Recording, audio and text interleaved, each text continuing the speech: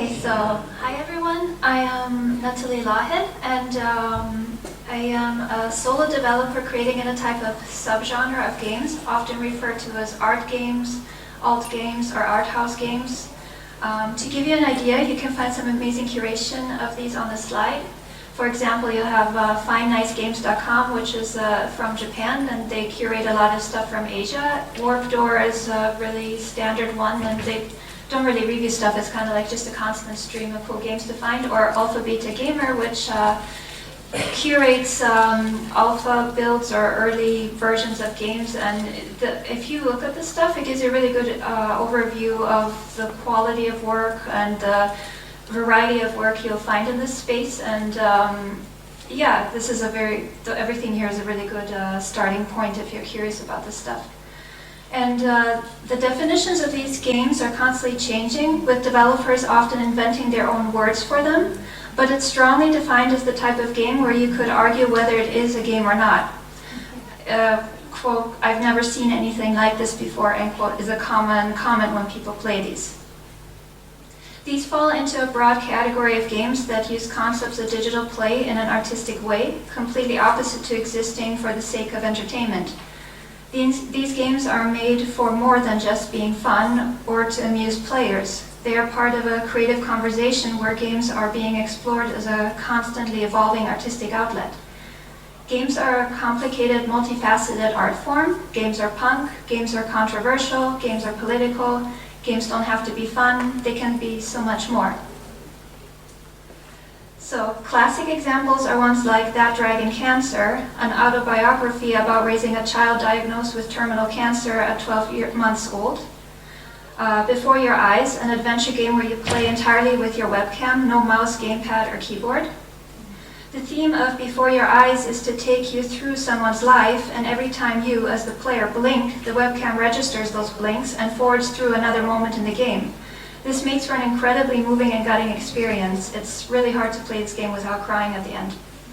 Or you have Never Alone, a puzzle platformer developed in collaboration with Alaska Native people about a native story. It is looked on as an example of how games are meaningful cultural objects. Aside from these more mainstream examples, you have an entire slew of games that are made to be extremely different for the sake of personal expression.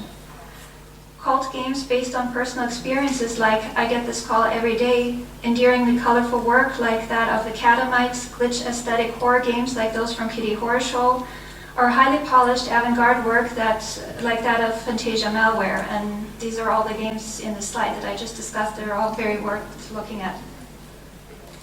These are all fairly established examples, but they go to show the level of experimentation and meaningful work this space has to offer. There's now a long history of work that has gone on to inspire trends in game design, which filtered upward into the commercial AAA game space. One important theme that resonates throughout indie alt games is that this space exists because of individual creators. Artists, musicians, programmers, or anyone coming from any random background creates a game on their own and shares it. It's truly powered by hobbyists for the love of the medium. You don't even need to know how to code or be good at design. All you need is your own personal determination to create something.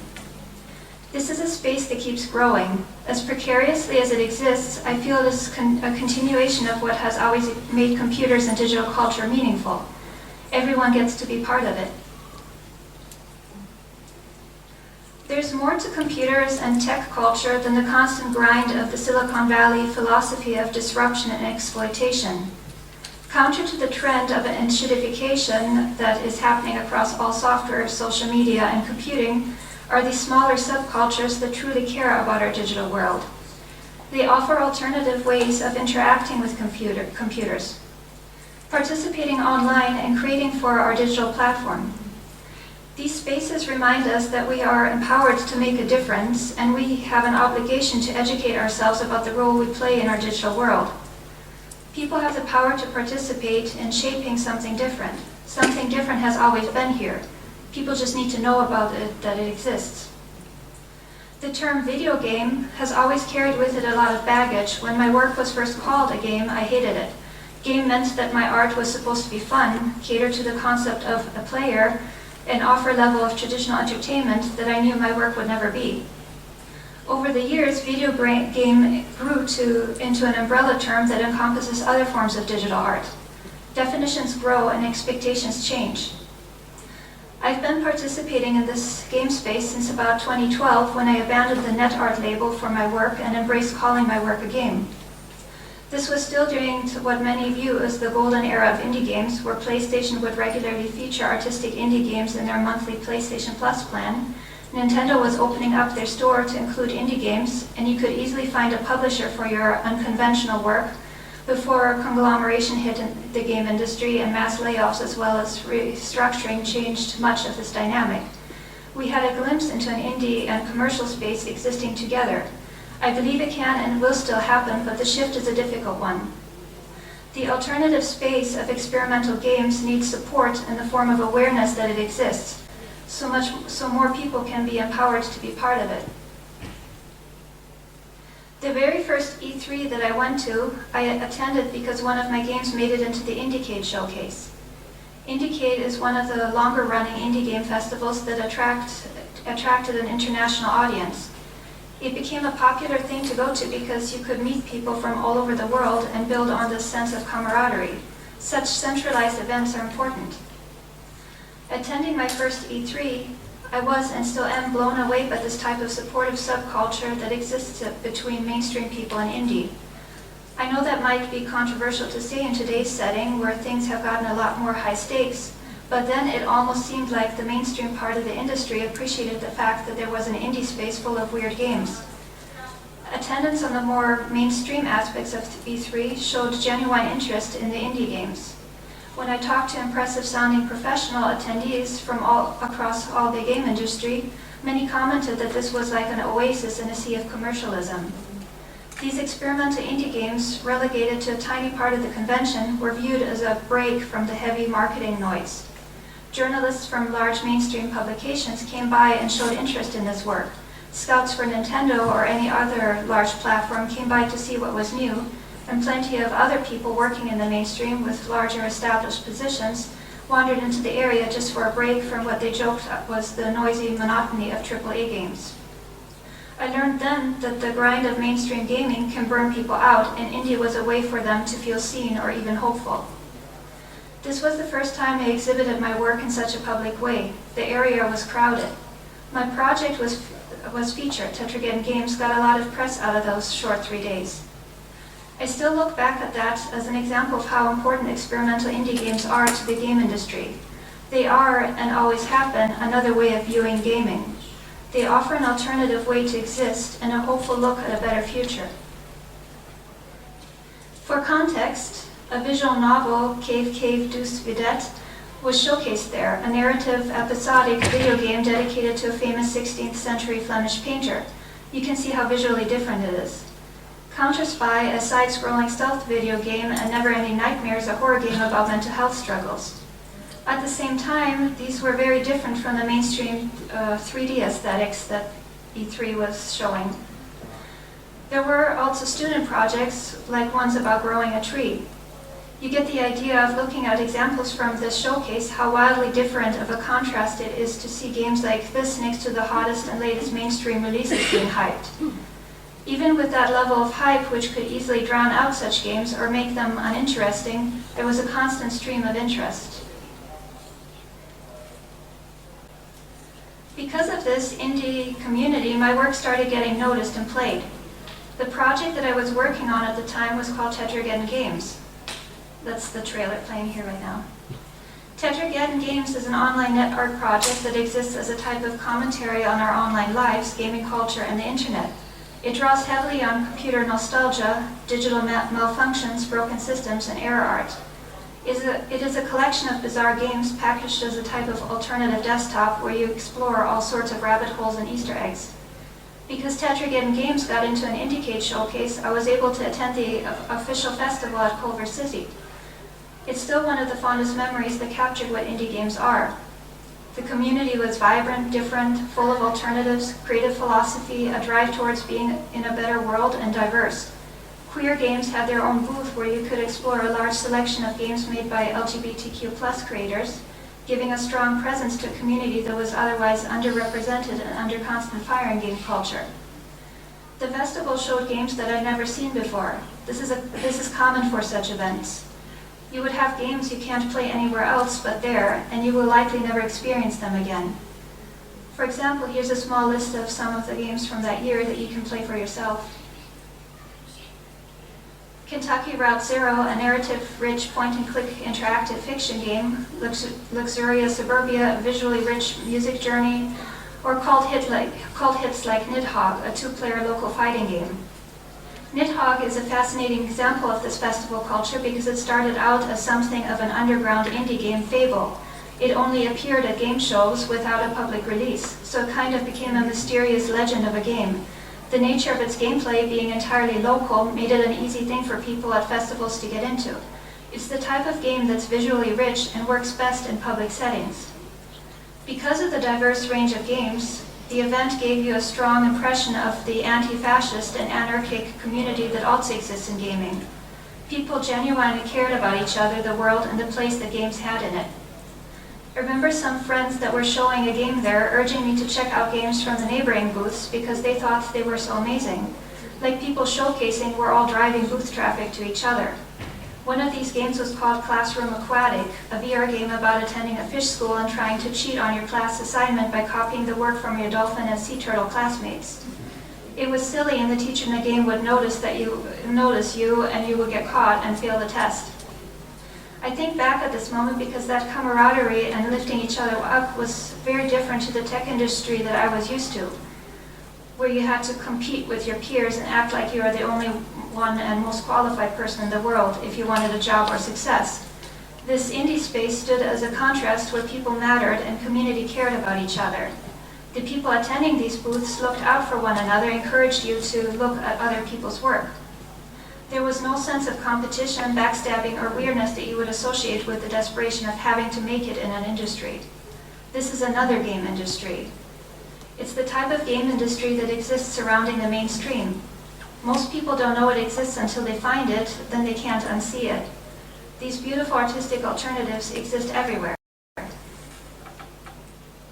Many of these games were ones that you can only ever experience at an event designed for public exhibition or to be played in very specific contexts. These are what make attending game events so special because you find truly unique experiences that challenge your perception of what a game is. Or to quote from the Shake That Button website, all these games are designed to make us play differently, not only with our fingers but with our whole body, to make us experience new feelings regular controllers can't provide. They also have in common to be difficult of access. You can't just download an alternative controller and enjoy them in your living room. In order to play them, you need to go to festivals, museums, bars, anywhere they are displayed. Shake That Button is a website documenting alternative controller video game installations. I encourage you to look at it, it's inspiring. This is the type of genre that comprises the Alt Control GDC showcase or the alternative controller movement. These are controllers that developers create to invent new ways of playing, making wildly different interactions possible. Traditional controllers are things like keyboard, mouse, joystick, or gamepads. Controllers built by game manufacturers that become a standard way to interface with a game.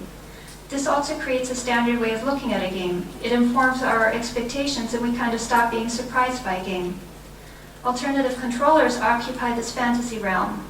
They are ones that invent what if a game could exist beyond the way we traditionally interface with them. They are as much of an invention as they are an exploration of new ways to understand games. It's easy to understand the relevance of alternative controllers if you look at the Nintendo Wii, for example. Now it's standard, but before that it was a wild shot in the dark. When Nintendo announced the Wiimote, people thought they were crazy. It was too different. Once it launched, people experienced games in this very different context. It is what made the Wii special. You never played a game this way before. This is an example of mainstream success, but we forget that computers, games, and the digital world is all a fantasy space. Anything is possible. We create that reality together. Alternative controllers are an inspiring example of exploring new ways to look at all this. My work eventually made it into other festivals. One of my favorites still to this day was Fantastic Arcade. The link in this slide documents the work shown there from 2010 to 2018. It's something of a time capsule of trends in the indie alt game space. I urge you to explore what's featured there. The breadth of work is endless. Fantastic Arcade took place in Austin, Texas, attached to a larger movie festival called Fantastic Fest. I mention this because it was fascinating to see the cross-pollination that happened between movie people and game people. The video game industry and subsequently indie games often exist in a bubble. Game developers know all about indie alt game events and popular indie games, but outside of that space very little is known.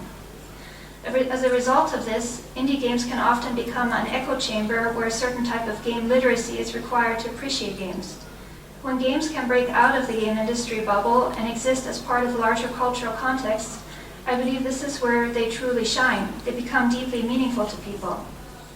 Fantastic Arcade featured a lot of hardware hacking projects where pre-existing popular systems, consoles, or other digital objects were hacked or repurposed to make a new game out of them. For example, NES Spectre is a game for the genuine 8-bit Nintendo system. The audience can control a hacked NES and determine what happens in the game, glitching the game and changing how the game functions in real time. The console is transformed to accept massive multiplayer input based on the collective whims of an entire audience. The play experience is chaotic, broken, and transforms constantly by the crowd. Playing this game is kind of a crowdsourced experience. It only works in a live setting. Fantastic Arcade would build custom arcade cabinets for games that they funded, so you had this almost fantasy reality of games that exist entirely because of this festival. These were games that were wildly different and offered another view of what it meant to play with a machine. It was like looking into another world where games were chaotic, goofy, silly, and all machines were hackable.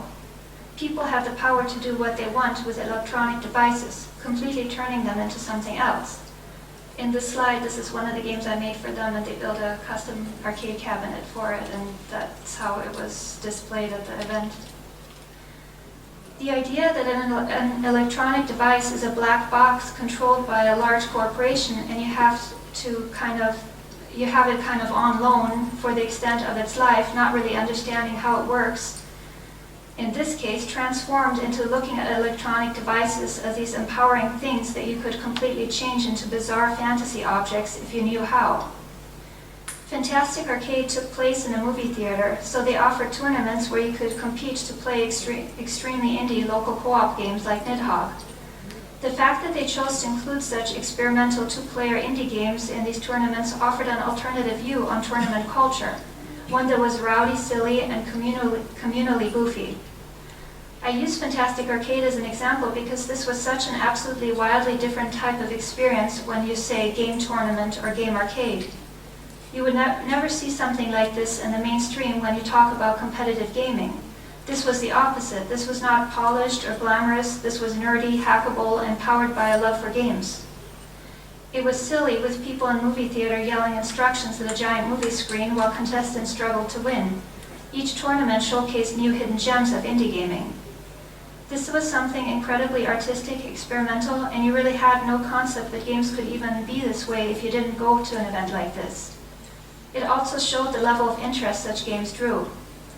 What was even more special about it is that you learned how everyone has the power to make work like this. Electronic hacking, developing weird games with weird engines, all that was something anyone could do. This type of work was not only relegated to corporations or people with resources. Anyone could participate in this space and create a cult hit.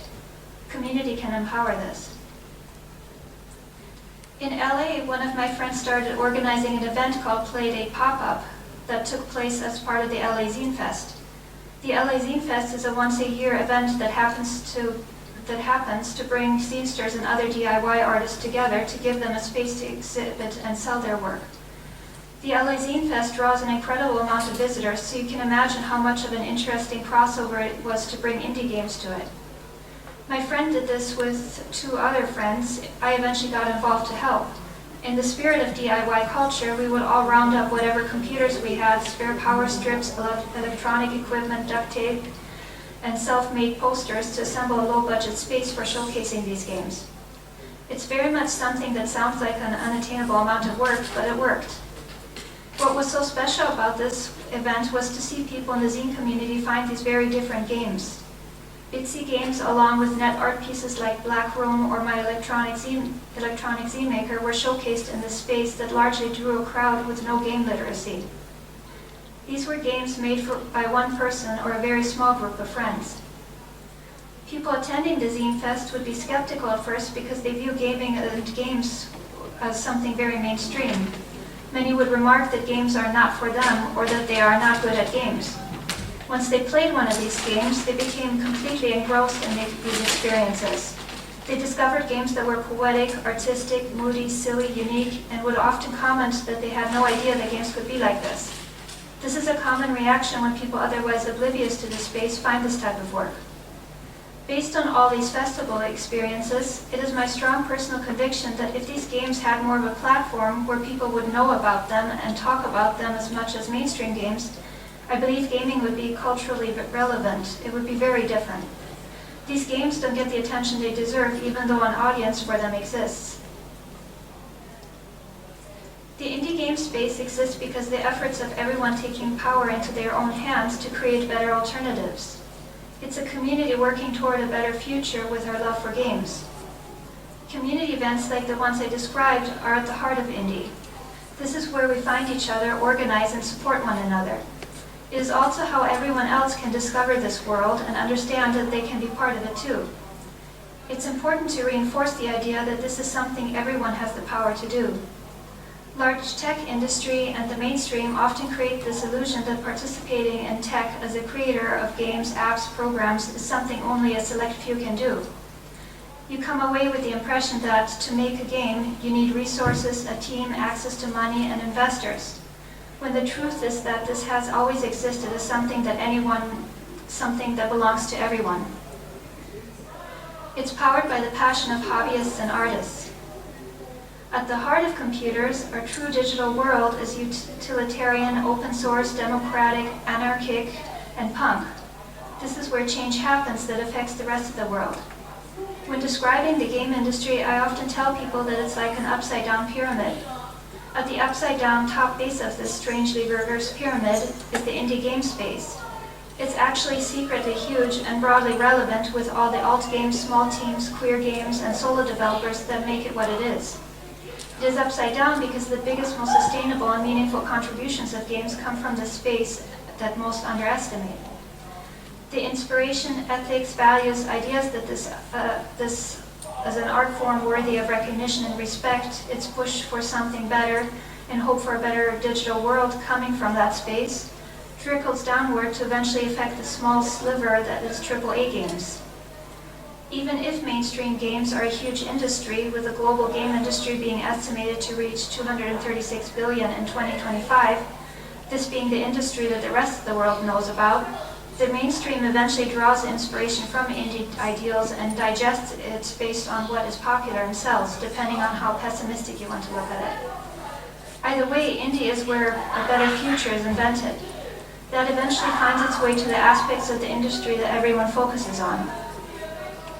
The game industry is in no way an insular bubble, one where anything interesting happens from the small sliver of mainstream culture that is perceived to be at the top. The game industry is inspired by everyone else participating in creating games.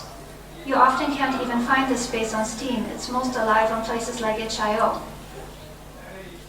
Over the years, itch.io grew into being ground zero for a lot of aesthetic and experimental trends in the game space.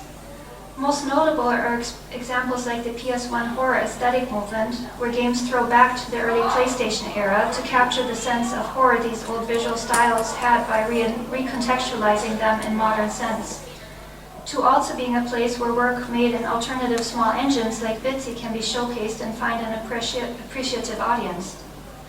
Places like itch.io contribute to a level of equality in the game industry by lowering the barrier for entry. They also create an opportunity for experimental work to exist without the threat of being crushed by mainstream storefronts. Games that are completely impossible to distribute on major storefronts like Steam for how they are structured have a home on itch.io. Some of my work can only exist on itch.io because it's just too unconventional. For example, I have a game called Cyberpet Graveyard where you uncover an abandoned zip file that you found mysteriously online. If you explore this download, you find a folder structure full of abandoned virtual pets. By digging through a folder structure that is designed to act like an adventure game where each folder is themed and takes you on a journey through branching options, you talk to pets that live in these folders as exe files. By running each exe file, you discover more about the mystery of Cyberpet Graveyard.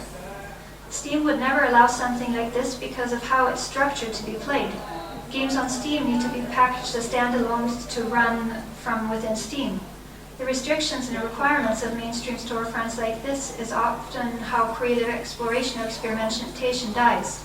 And I think it's a really interesting example with Cyberpet Graveyard. The PC Gamer gave it a 90 points, which is huge. Like, you know, it's considered groundbreaking by their standards. I also have another game called A Desktop Love Story, where you are given a set of folders. Within these folders live two files, each in their own spaces. You talk to either file and find out that they are in love with each other, but cannot meet because administrative restrictions. They task you with passing notes between them so they can talk with each other. These files generate text files or images with little messages in them. You place those generated items into the folder of the crush or shy file that they are meant for. The story progresses based on their response and what they ask you to share. Eventually, they ask you to put them together in the same folder so they can finally be together. When you do, the two files happily dance together, talking about how much they love each other. Then they live happily ever after on your desktop.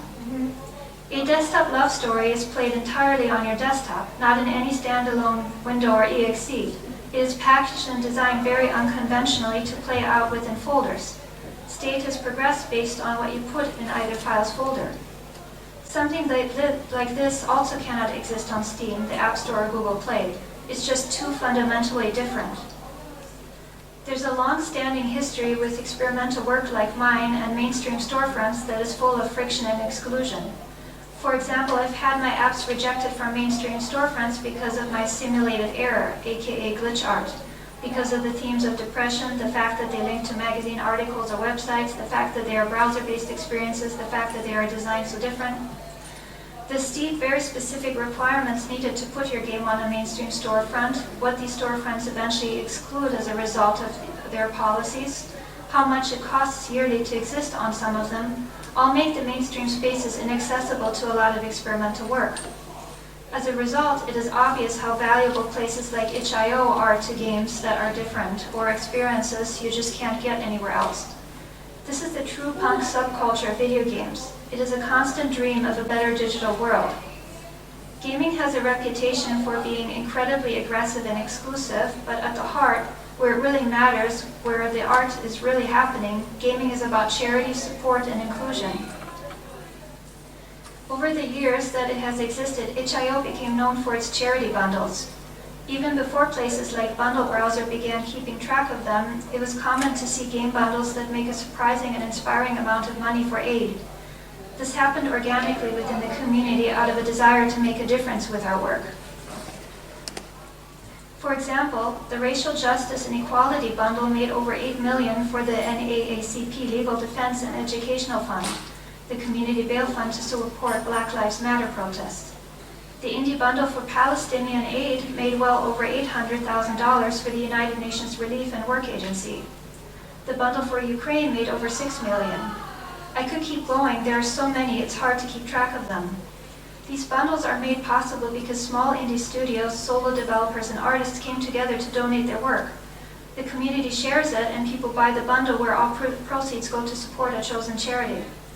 When you buy a game in a bundle, you permanently own it. The developers do not benefit from this. It's truly an act of solidarity towards a cause, using your work to make a difference. Community initiatives like this are an example of the power of art. You can make a difference just by participating. Outside of developers using their work to incentivize support for charity, gamers themselves do similar things. Awesome Games Done Quick is one of the most popular examples.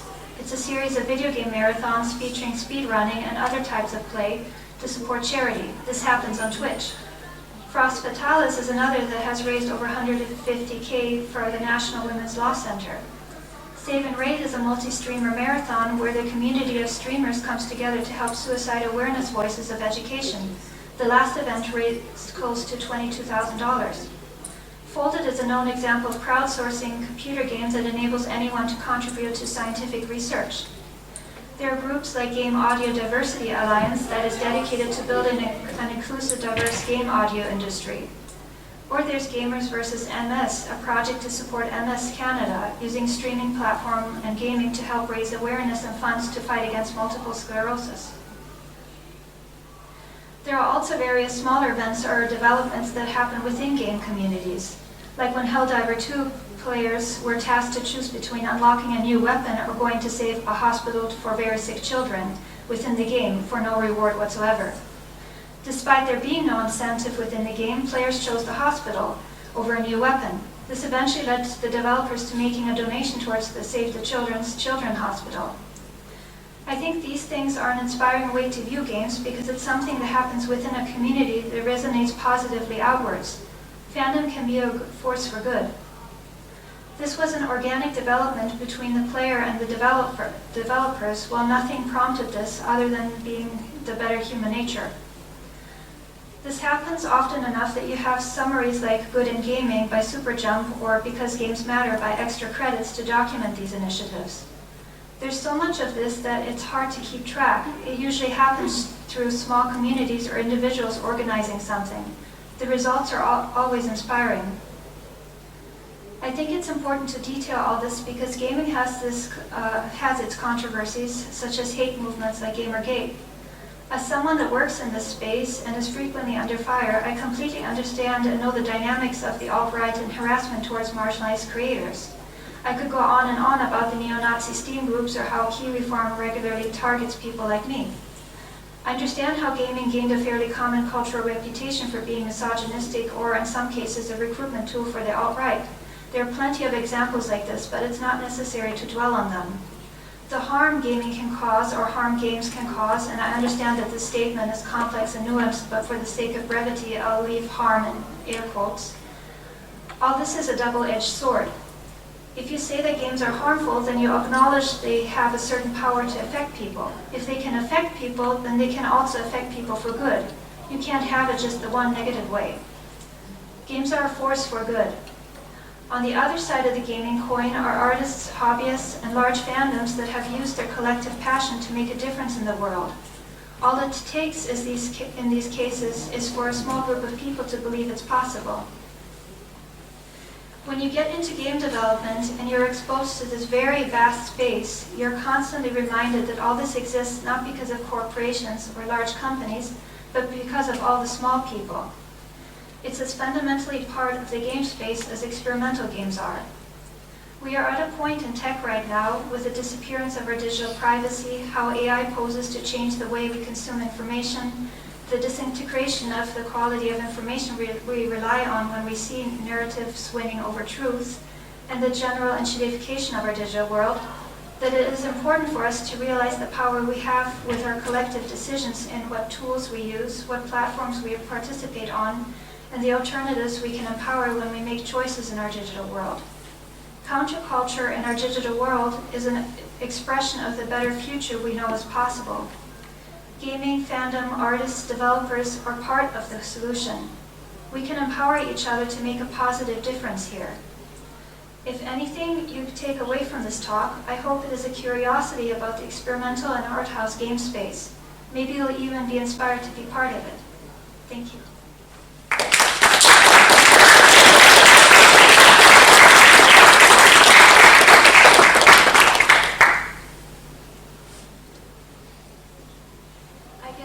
Questions?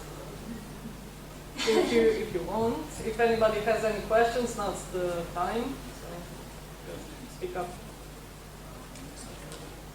No questions? I have some stickers here that I brought if you're interested, and while it lasts, you can grab one. Thank you. Okay. Can we play all the games that you have on your site? Yeah. or you can go to alienmelon.itch.io, and I have all my work there and work from other people that I curate too. It's also a good starting point.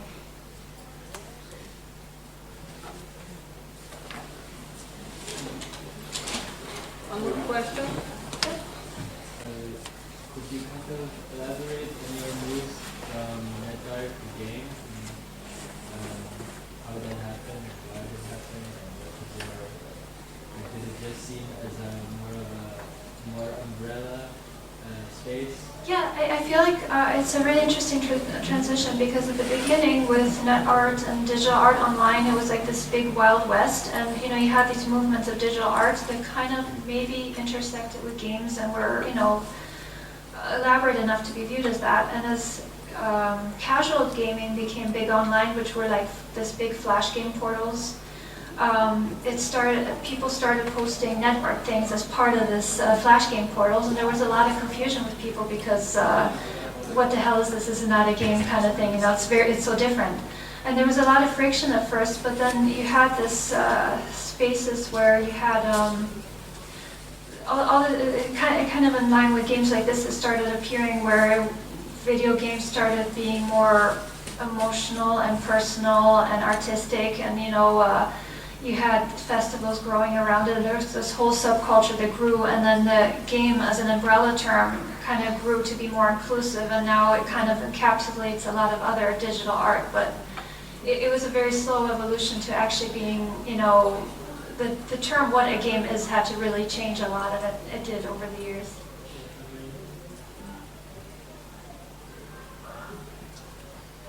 Yeah, that's it. Any more questions? Do you think that the genre walking simulator that started as a prerogative is also part of this?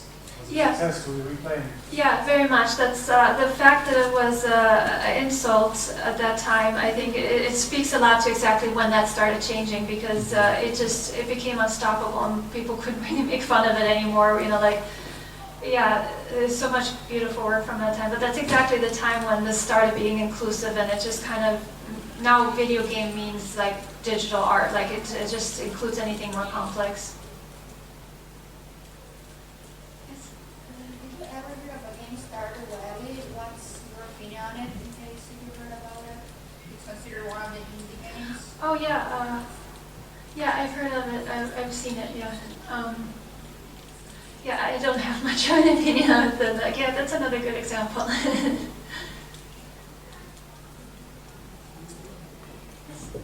It's a bit of a have-fun question, so if you can answer it's really okay. But you mentioned games that sort of reach beyond what is usually counted as part of a game. So, for example, up there on the slide before your eyes, which uses the webcam to read the face. Do you think there's a limit to how far the games could reach, or is this something that's just a completely unexplored territory? I feel like that's a really interesting question, because like when it comes to art or idea of movies and music, like I